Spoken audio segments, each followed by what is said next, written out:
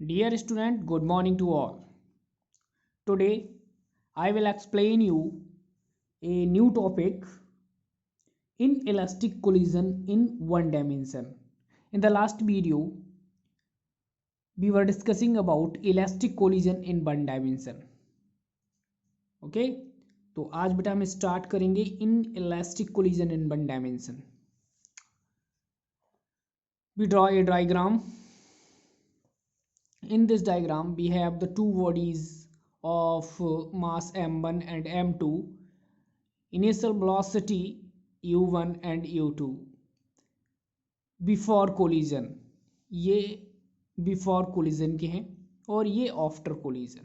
तो two bodies of masses m1 and m2 moving with velocity u1 and u2 respectively along one dimension.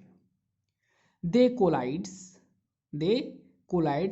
and involving the some loss of kinetic energy. जब ये collide करते हैं तो कुछ ना कुछ लॉस करते हैं काइनेटिक एनर्जी का. लेट b1 एंड b2 क्या है, the velocity of after collision. Okay, then the law of conservation of linear momentum से पी मतलब लीनियर मोमेंटम इनिशियल इक्वल होगा linear momentum final. Initial linear momentum का formula होता है P equal M V, और if velocity u है तो u का यूज करेंगे. तो m1 फर्स्ट बॉडी के लिए u1, सेकंड के लिए m2 u2. Total linear momentum before collision है ये, एंड ये क्या है, total linear momentum after collision m1 v1 plus m2 v2. Next है बेटा हमारा perfectly inelastic collision in one dimension. Perfectly inelastic collision in one dimension यही है. m1 m2 मास है और u1 इसकी वेलोसिटी है. बिफोर कोलिजन सपोज दैट इस जो बॉडी है वो एट रेस्ट पर है, ठीक है, मीन्स इसकी वेलोसिटी क्या है, रेस्ट पर है तो जीरो हो जाएगी.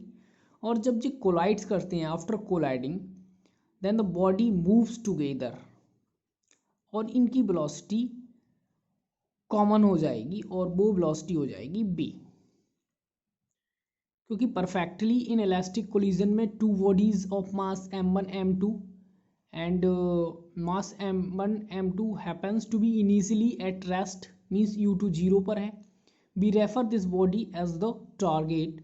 और जब ये कोलाइड्स करती हैं, कोलाइड करने के बाद इनकी जो वेलोसिटी है, दोनों की वेलोसिटी वो कॉमन हो जाएगी, ठीक है, क्योंकि इन इलास्टिक कोलिजन कर रहे हैं. देन इस केस में the total linear momentum of the system remain constant. जो total linear momentum of the system का रहता है वो कांस्टेंट रहता है. Means linear momentum initially equal to total linear momentum of finally equal होगा. तो इनिशियल लीनियर मोमेंटम कितना था, m1 u1 plus m2 u2.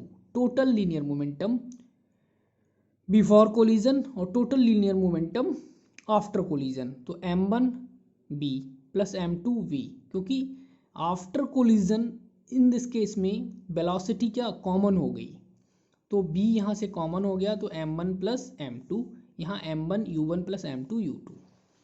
अब इनइलास्टिक कोलिजन में सेकेंड बॉडी रेस्ट पर थी, मीन्स उसकी वेलोसिटी u2 क्या थी, जीरो. तो m1 u1 plus m2 zero, और ये पूरी टर्म यानी m2 का मल्टीप्लिकेशन होगा जीरो से तो जीरो हो जाएगा पूरा टर्म. तो remaining term will be m1 u1 equal m1 plus m2 v. तो यहाँ से हम वैल्यू फाइंड आउट कर लेंगे इस b की वेलोसिटी की, जो कॉमन वेलोसिटी हम फाइंड आउट करते हैं, b equal m1 u1 upon m1 plus m2. Now we calculate of kinetic energy in this collision. इस दिस कोलिजन में जो काइनेटिक एनर्जी का कैलकुलेशन करेंगे, क्योंकि इनएलास्टिक कोलिजन है। इन इलास्टिक कोलिजन में बेटा काइनेटिक एनर्जी का लॉस होता है, क्योंकि हम ऑलरेडी डिस्कस कर चुके हैं कि what is the elastic collision. A collision in which there occur some loss of kinetic energy is called an inelastic collision.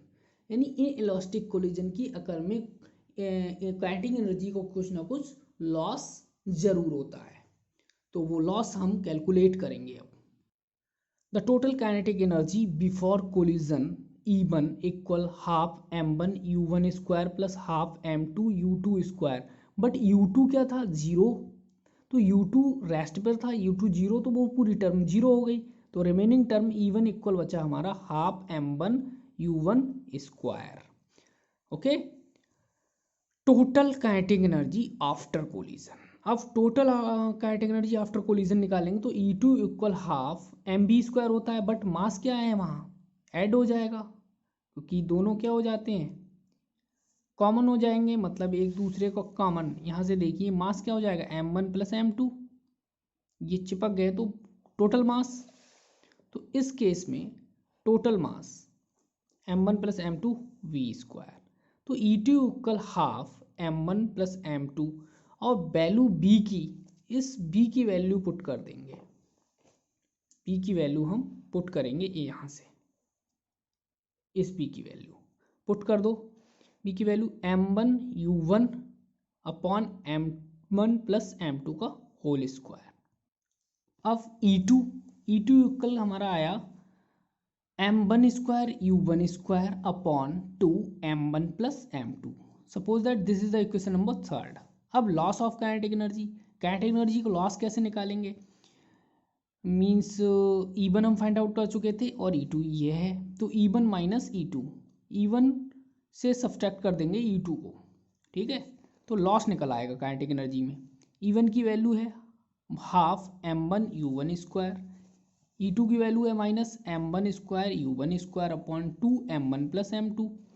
Okay, equal half m1 u1 square, LCM लेंगे इसे, एलसीएम हो जाएगा इसका 2 m1 plus m2, और इसकी multiplication इधर हो जाएगी, तो ये मल्टीप्लिकेशन करेंगे और minus m1 square u1 square. अब ये 2 है, इधर इसकी मल्टीप्लाई होगी, तो 2 से ये 2 कैंसिल हो गए, ठीक है। अब इस टर्म की मल्टीप्लिकेशन कर देंगे अंदर, तो एक m1 ये है और एक m1 ये है, तो m1 square u1 square plus m1 m2 u1 square minus m1 square u1 square.